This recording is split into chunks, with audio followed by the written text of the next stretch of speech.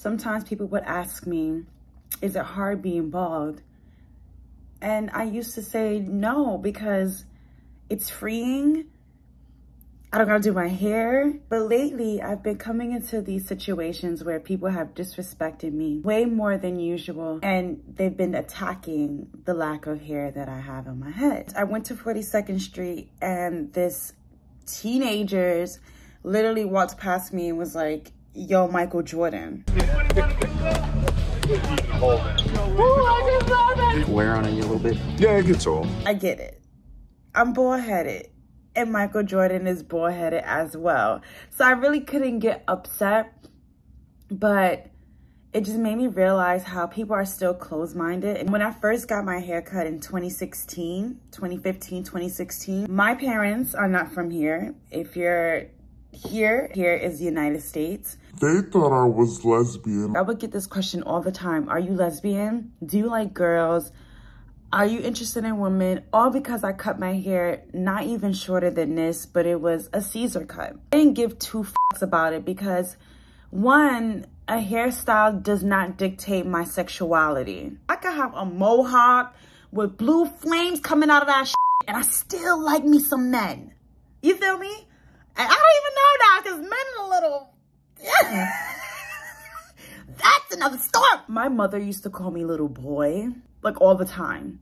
Like even as a grown adult with this beautiful hairstyle, who has won awards with this hairstyle, who has booked, been busy, been on billboards, been on videos, been on everything that you could ever think of.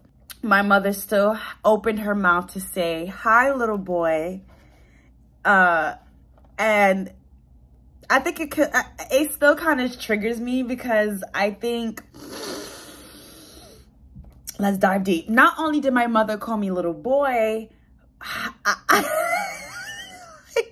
can't unload this. This is crazy. I was in school, I would say like junior year. Yeah, junior year. I was in a piece where a lot of my friends and I were in. Granted, okay, the back of my body, let me show you the back of my body. The back of my body don't say male, okay? It says woman. But when you look from up here, you know, I got muscles and shit, I might look like a man. At that time, I didn't have tattoos. Like I look like myself, just a little bit of version. We was learning choreography. Chairman of the department at the time had all of us, a handful of us, in one room, and then the four or five people was in the hallway, which in our studio, you could see the hallways because it was glass. So we're doing our thing and all, and he like turns around because like everybody, like the hallway's behind him. He turns around and he's like, Gabrielle, like yelling, y'all. And you think I'm exaggerating this shit? I'm not, bro. Like you can ask all of my friends. And I'm glad I had him as a witness because all of them was like, why the fuck is he yelling at me like that? Like he's my father. My friend, which I love him to death, Zaman Gardner, he's amazing. He's going to be a superstar. Like we were standing side by side each other. Like that's my baby, that's my friend, that's my brother. As my chairman is screaming my name, my baby Zaman is like, he looked at me and he looked at him. He's like, she's right here. And I was like, yeah, I was just so at a loss for words because he mistaken me from my other friend, Christian, which we're the same height. He had a Caesar cut, but we don't look nothing the same. And even if it was that, why are you calling my name like that? Like you about to wring my neck and take away my scholarship and kick me out of Point Park University. Like that's how it felt like. I never took it to heart because like, I know I'm not a man.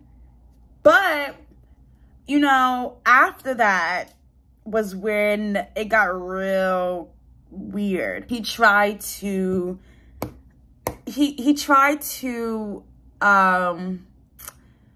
relate to me by using the race card. To be honest, because you know what? Let's keep it a buck. I don't like it when people use the race card to relate to me. I think that's such a cheap card to go to. If it's a part of your point, understandable. Understandable. But if that is your go-to to relate to me, clip it and go, bro. Because you gotta have something else in your body, in your mind, and your soul to relate to people other than race. Like, come on. Always had this journey with my hair. I've received a couple of comments saying like if I was to grow my hair out and take out my nose ring, then I'll be cute and blah, blah, blah. I wish I could tell you guys that those comments did not once hurt me in my past. Because this is not the first time I've received this. This is just a new way of me presenting it and showing it. Because I never really cared. I've been bullied all my life. I've never been pretty. I'm lying. I have never been the one to be attractive in the situations and environments that I've been in. I grew up in a West Indian household. You know how Jamaicans and Belizeans can be. They like their lighter babies. They don't like their dark babies. They just now open it up to black people, and even then, lighter skinned people still have an advantage. My family, I'm the darkest one. You feel me? My grandmother is the darkest one. I'm in that lineage. My cousins, they're as white as this goddamn tissue. My family looks Hispanic. Like, you see me? And then my family looks Hispanic, okay? Like, one side is Hispanic, and then the other side is black. Okay, black. Hispanics. Even when growing up, like, I would have Jamaican women tell me like you're gorgeous and stuff like that, but I would see the attention go to the lighter women with the skinny body, or the skinny body with the big titty, big butty, them long hair or nice weave. I'm like, she's fierce. She's fierce. I want that. But I'm also seeing that like black women, like just darker shades, are not really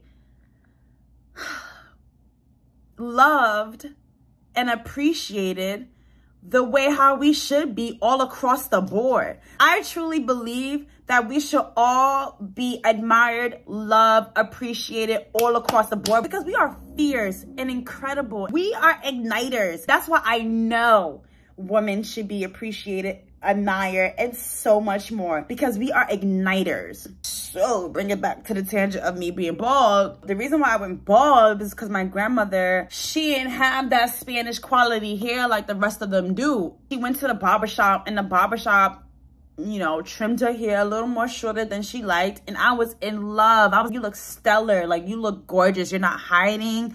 You're just yourself. That part about being bald is the most rewarding thing to me, is that I'm not hiding. Even though I do see imperfections in myself every day, I still can walk out this door with nothing on and feel so beautiful. And I don't even think beauty is the right word to really capture how I feel about myself. It's magical every day. If you are being bullied, if you have been bullied, take a breath and know that none of this shit applies to you, all right?